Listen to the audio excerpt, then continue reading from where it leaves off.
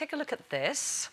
Now, there you go, a big uns there in Panto dame form. Do you find that offensive at all? No.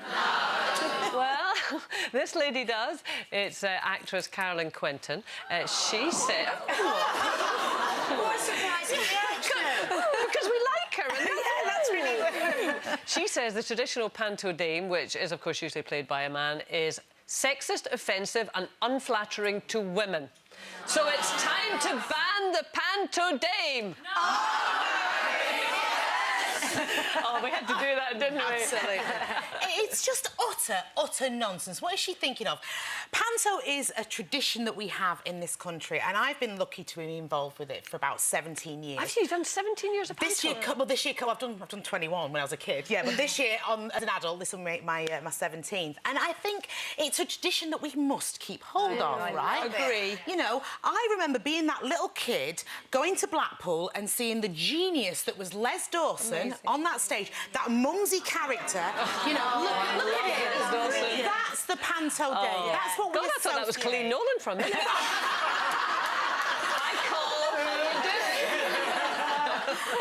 And I just think it's just I can't believe she's come out with this comment, because it's the first time we get kids through the door. You know, we get the kids away from the iPads, the iPhones. It's that there the kids can be interactive with, you know, with the stage show. And long may this tradition carry on. Well, what do you do? I mean, I must admit, I've had a bit of an epiphany on this, an epiphany, as I like to call it. I'm interested. What do you two think?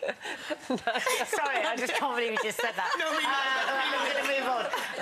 You know, it's funny because I love, first of all, I love Panto. I love the Panto dames. I go every single year. I love taking my kids, and I would hate it if we didn't have the great Panto dame.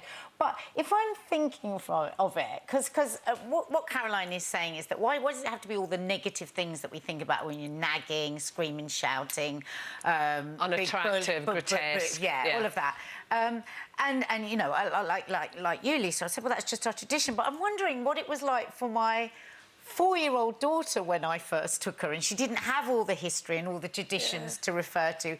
Did it seem like a grotesque Mickey take of what woman is? Well, I mean... But I can't convince myself of that because I love the Panto. Well, I mean, reading what Carolyn Quinton says, there's a few things in there. I'm not sure exactly what her objection is. And this is where I kind of... At first, I was like you. I thought, oh, for goodness sake, it's Panto, it's fun, we love it and everything. And then you think, well, OK, should women be portrayed in this grotesque, nagging kind of way? And maybe that contributes to women being seen in a negative way. So I kind of go with her on that. And then she's also saying that, you know, this is a role that should be taken by a woman. Why are we giving this role to a man where you should have more roles for women? Blimey, I tell you what, we really are psycho-analysing this, aren't we? I think this is PC gone mad. I really do. I take my kids, I want them to have a laugh and a bit of a joke. I tell you what Caroline's deep problem is. She says here, with there being fewer roles for women than men in the acting world, it strikes me as rather unfair that the dame is still always an older bloke.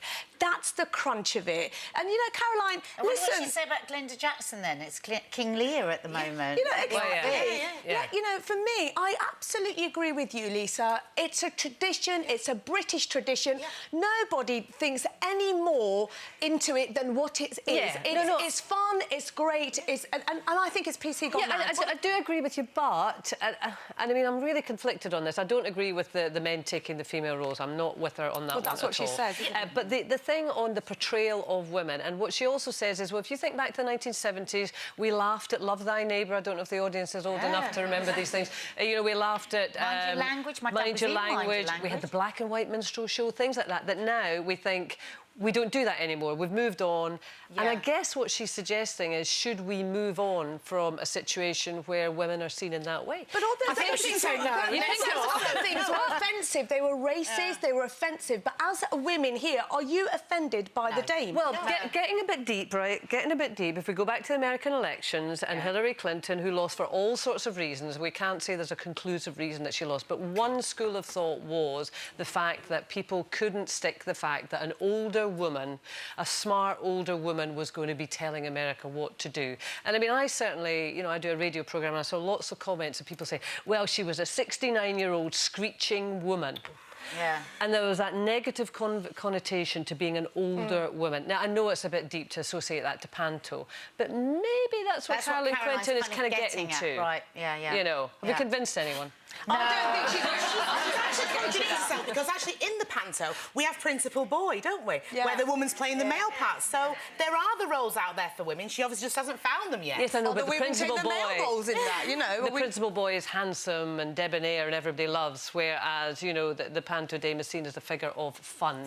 If you thought that got heated, wait until you watch these and click here to subscribe. You may as well. It's totally free.